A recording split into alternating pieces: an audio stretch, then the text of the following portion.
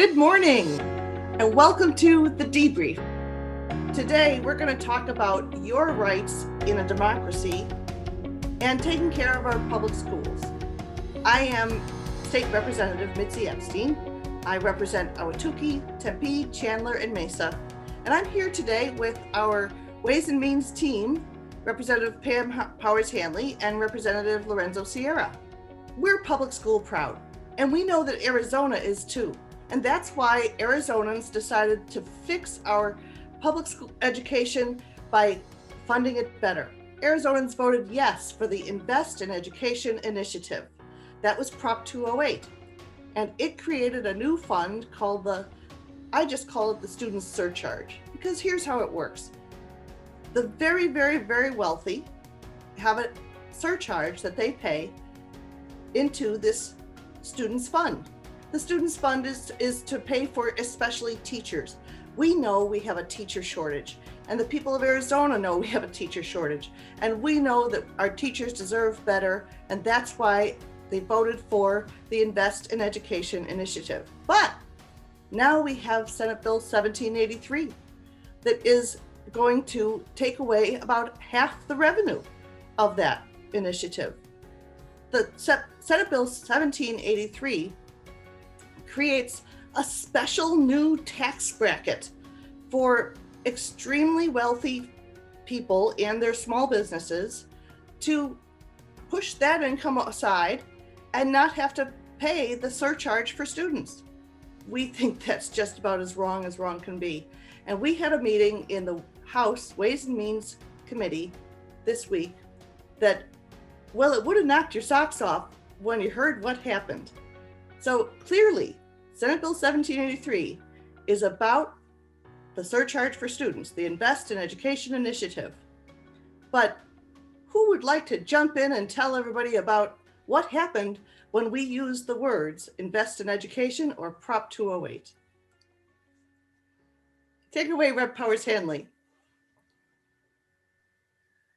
Thank you, Representative Epstein, and for explaining Senator Mesnard's bill. And it's ironic that the Republicans are all about small government and small bureaucracy, particularly Senator Mesnard, except when it comes to protecting the wealthy from paying their fair share. So let's set up a whole new tax rate to allow approximately 16,000 people to avoid paying a small surge charge on their income over $250,000, right? And so, yes, it was a rousing meeting on Wednesday in Ways and Means because it was clear from the JLBC memo that this particular bill would hurt Prop 208 funds to the tune of approximately $260 million to about $377 million out of that fund for public education. And so what was ironic was that although it was a stated goal ahead of time to take down Prop 208, we were not allowed to name Prop 208 during the meeting because it was not specifically named in the bill, and I took issue with that because basically they were blowing off JLBC, which is a very smart group of people. We rely on them to give us fiscal information about what we're doing, and the fact that we couldn't name the proposition and we had to say, oh, well, the initiative, formerly known as, and just to get around it, or we were gavelled down or threatened. Representative Epstein, they threatened to shut off your microphone. They shut down speech, they shut down the testimony. We had people in the audience who wanted to testify, who sat there all morning and were not allowed to speak, and thank goodness we had a minister there to remind us we were supposed to be taking care of all children and not just the children of the richest people in Arizona. So it was a pretty disgusting meeting. And I don't know, I hope we don't have too many more of those. I hear you, and that was the truth. Anytime that a chair tries to gavel down a speaker or for no reason except that they don't like the content of what the speaker is saying, and that's what we have ran up against. People being gavelled down and silenced because the chair did not like what people were saying. And that's just about the worst. And we're talking about funding our schools. Rep. Sierra, would you like to talk a little bit about how important it is that we do fund our schools better, in your district, how people reach out to you and that's what they want? Well, I will tell you that this issue is so much bigger than getting gavelled down in a committee meeting. When you think about Thomas Jefferson, one of our founding fathers, one of the wisest things he said was that the will of the people is the legitimate foundation of any government. And the will of the people, time and time again, has been we want our schools funded properly.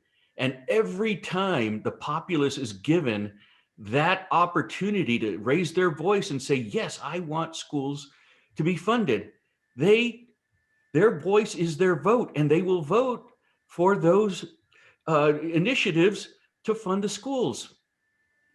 We're not listening to them, or at least the majority in the House and the majority in the Senate are not listening. So the core function of why we are here is to administer the will of the people, and we're failing at that miserably. And this past meeting that we had, and Representative Powers Hannley said it so eloquently, was that this was just a travesty. We are here to represent our people, to be their voice, but we were shut down. People who were experts in this particular issue had prepared their statements, had come over to the legislature, had done everything they need to do to participate in our form of self-governance, and they weren't allowed to do so. And I will ask the question that Representative Cano asked during that meeting. What are you afraid of? And we need to be able to have this discussion. However civil, sometimes it may get testy, but we have to listen to the will of the people, and we have to let them speak. And no, not only that, we need to listen. Well, moreover than that, not only did they ignore the will of, I think it was 1.7 million voters on Prop 208, they called the voters liars. I was just shocked that we had members on the video calling the backers of Prop 208 liars. I mean, these people collected signatures in a socially distanced manner through the summer, the worst summer we've ever had, no rain, intense heat. They got that on the ballot, and then to be called liars by lawmakers was just horrible. I was shocked. And here we had the Reverend right there, here listening to them call teachers and parents liars because they stood up for public education. It was just really disgusting. You know, and I will echo your sentiment there, because I had asked in committee, Father Griffin, I go, Interfaith Council really I haven't seen you much. And he said, because we end up getting humiliated when we come here. And imagine a public servant, a man of the cloth, again, taking his time to participate in his government, but felt that every time he did so, he was being disrespected and he was being made to feel less than. But I am so glad the Interfaith Council has come back, and I hope they continue to come back, because it's a fight worth having. We need that moral compass in the legislature. We definitely need that moral compass, and we don't have it right now. And every speaker needs to be listened to. Every person in the public has a right. When things go wrong, especially with public education, parents and students and grandparents and business members all will ask me sometimes, what can we do? What can we do to help our public schools? And I always answer, speak up. Speak up and you will be heard, because I know that we are listening. But it has been very sad to see the majority party not listen and make people downright feel humiliated, in the words of one of the speakers. And again, the chair did not allow that speaker to talk about funding education. How awful. Two weeks in a row in Ways and Means, there have been public participants who were not allowed to speak. So this is not just this week, 2 weeks in a row, there were people who were not allowed to speak. So that's what this is about today, making sure that the voice of the people is heard. So we have one more bill called SCR 1024 that just strikes to the heart of telling the people of Arizona We don't want to listen to you. And SCR 1024 works like this. When the citizens of Arizona want to pass an initiative, when they want to pass their own law, we have a vehicle in our Arizona Constitution that is the citizens initiative process. And if you gather enough signatures, you can get a law passed by citizens on the ballot, and the people vote. And if it gets 50%, it's law. That's government by the people. That's what we want. But this SCR 1024 would say you have to pass an initiative that involves taxes with 66%, 2/3 majority. If it involves taxes, but wait, it's not just if it involves taxes, because if it's a tax cut, oh, you can have that slim majority. But if it's a tax increase to help pay for things like public education, to pay for our public parks, to pay for our safety and public health, if we want to pay for something, then it needs 2/3 majority. That is just clearly not wanting to listen to the people of Arizona and trying to suppress government by the people, of the people, for the people. So I was just astonished to see this reaction to the voter initiatives. What's more important than having people make their own laws? So, Rep. Sierra, what was your take on this SCR 1024? This is quite frightening because the very nature of our democracy calls for a simple majority to win the day.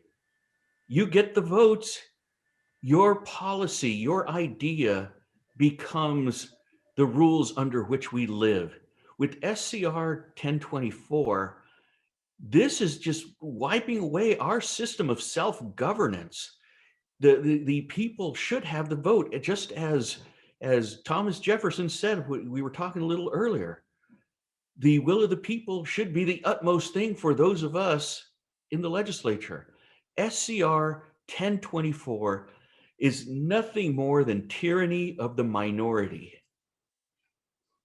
And not only tyranny of the minority, but of the minority that doesn't want to pay for helping our public schools, helping our public parks, helping with public safety. So Rep. Powers Hannley, what is your take on SCR 1024 and the importance of letting the people make their own laws?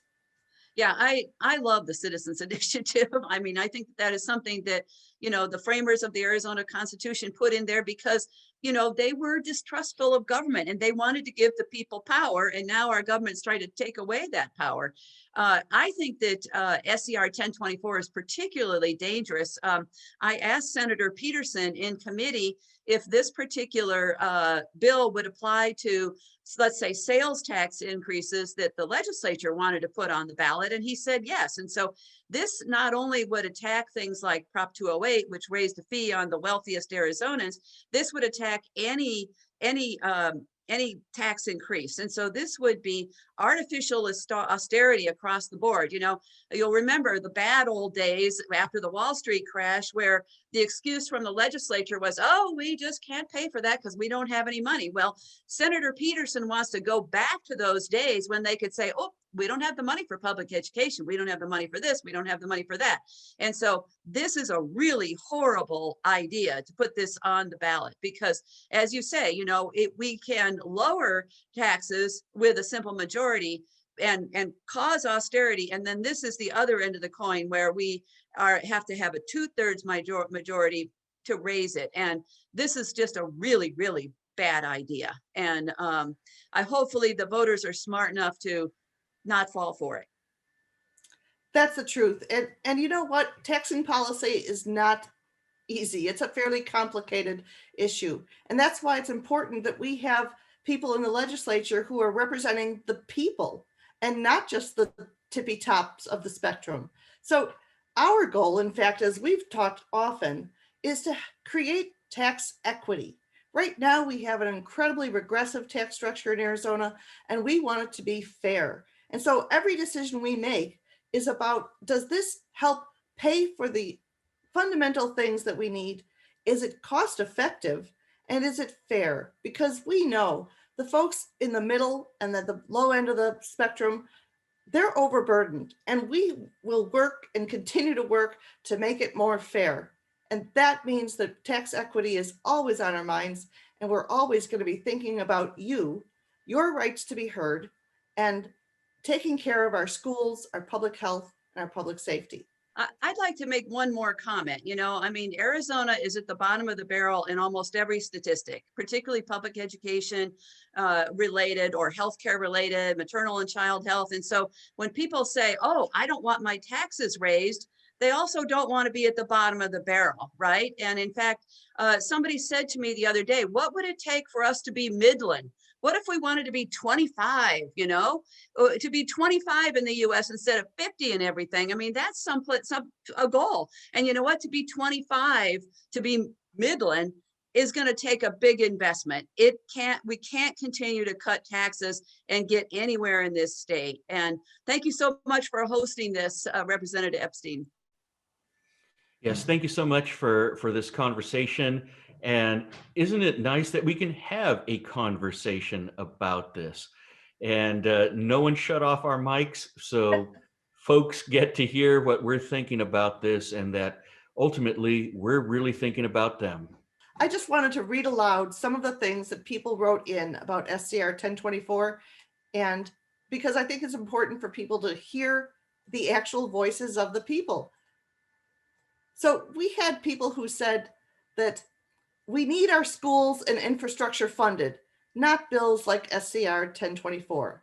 This is a reaction to Prop 208, they said. Get over it, the voters spoke. This bill deviates from the will of the voters. This would further tighten the chokehold on voters. Another person said, other kinds of initiatives do not need 2/3 to pass. This is unfair. This is an attempt to restrict voters from enacting their own legislation. It would be enormously costly as we give away billions in tax cuts every year in Arizona. We need our schools and infrastructure to be funded. The voters have spoken, and they keep on speaking up on RTS. You keep on speaking up. We're listening. We are always listening.